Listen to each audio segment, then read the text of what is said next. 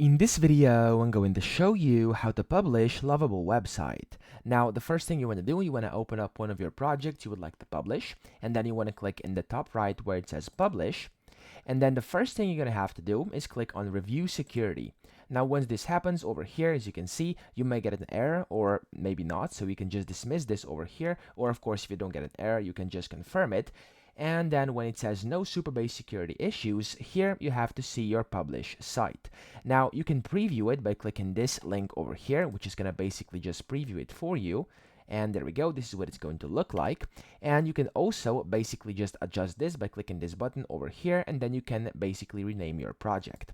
So if you want to add a custom domain, you want to click over here, and it's going to take you to settings where you can connect your custom domain or buy one, but for this you will need either a pro or a business plan.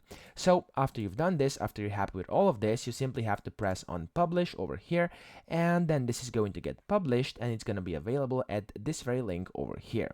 So that's pretty much it. As you can see, you can just copy it and send it to anybody, and it's going to work. So I hope this video helped you out. If it did, please subscribe to the channel and help me out as well.